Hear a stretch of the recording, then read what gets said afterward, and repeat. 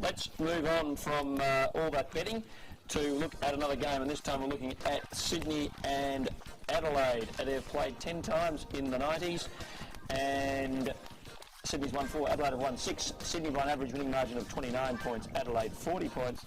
And of course they clashed in round 1 this year, and Adelaide kicked 20-10 and Sydney kicked 6-4.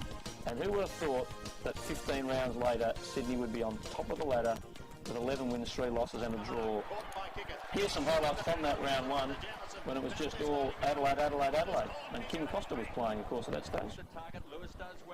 Ron, did you go over to watch that first game of the year? I didn't. I went to a 50th birthday party here, and I said to the host, I'm going to be rude, I'm going to sit in the corner and watch the telly. Halfway through the third quarter, I was back at the party. Yes.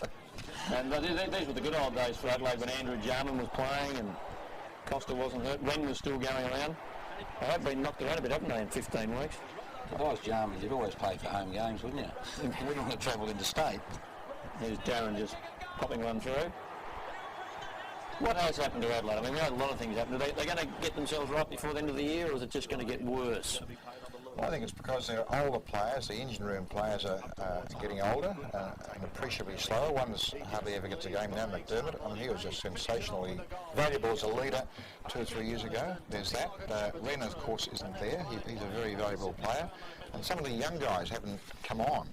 They're still good players, but, you know, you want the players that I'm thinking of, the half-back flanker, Hart and Rhys-Jones. Figgins has been out, of course.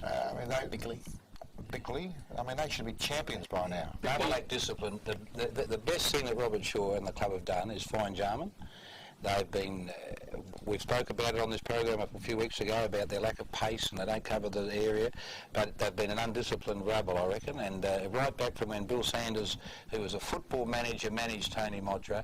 I mean, what a conflict of interest that was. I mean, that was just a disgrace. Well, let's talk about a positive in this game, and that's the Swans. There's plenty of discipline there, eh?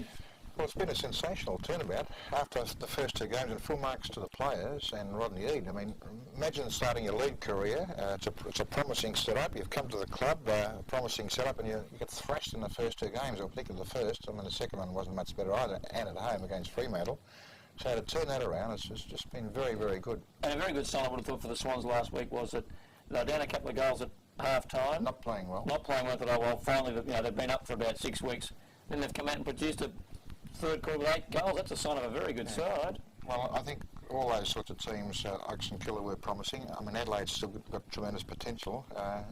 It's a danger game. You know. I mean, every game's a danger game, right? It wouldn't be a danger game this week because the motivation, you've just shown it there. Yes. Getting walloped in that first game, they won't wait to get out on that ground. It gives them a toweling, I reckon. That's a good point, yep. And it's in Sydney on Sunday at 1:10. And Mickey, you been impressed with the Swans? Yeah, I think their strength's been their defensive 6. They've more or less been pretty well settled, and that's a sign of the Carltons of the last 2 or 3 years. When they've got their settled 6, they're playing consistently together. All of a sudden they learn the defensive aspects, and then when they get some flair amongst them, they start to play offensively pretty easily. That's where Paul Roos's form this year has been outstanding. Yeah. And the peripheral he's players. twice the value player he was last year. Do you think that's a blessing in disguise with Mark Bayes being out, who has been, you know, playing a fair bit at half-back, and Roosy's had to step into the fold there a bit, and a lot more responsibility onto Roosy? Yes, I mean, when Bayes comes back, if he comes back, I mean, he hasn't played at all this year in the seniors. And you talk about defence, and there's here probably our best player last year in our defence, although Dunkley was very, very good. Doreen, who was a very good player for us last year, out for half the games in defence. So the young kids have come up well in defence, but I think Bayes would be a tremendous player to have on the sidelines. Is he back? Is he anywhere? Oh, playing reserves yet? Fantastic I'm not sure about this weekend, but he has played 4 or 5 games interspersed over the whole 15 weeks in the reserves. Yeah, he hasn't played a senior game. One other real positive for Sydney's been the form of Stafford. Yes. He gives them first years, and his mobility around the ground's incredible. Well, basically we're saying that they're a premiership combination. Ron doesn't want to hear that sort of talk, but I'm just talking to you about it. Mick, are you going for the Swans? Definitely. Yep. Mel? I'm going for Swans. Amazing kick it, new leash of life, kicked in the centre, he's running around, he's having an absolute ball, he's playing terrific. He's amazing. Western Australian. Rhys, one of your old sides? One of my old teams, yeah, they'll win. They'll win. Yep. What, you were 30 at the Swans, weren't you? Number 30, yes. Yeah. Who's running 30 now? Mark Bayes. Yeah. I was going to sort of ask Ron to see how well he knows his players. I don't know numbers. Don't I've never known numbers. Haven't you? No, never. And to think that you wore the most famous number of all time. I thought Well, I numbers couldn't wouldn't see mix. my own number. Some people say you've got eyes in the back of your head, Ron. Yeah, I'm going to go for the Swans as well. We're unanimous on that.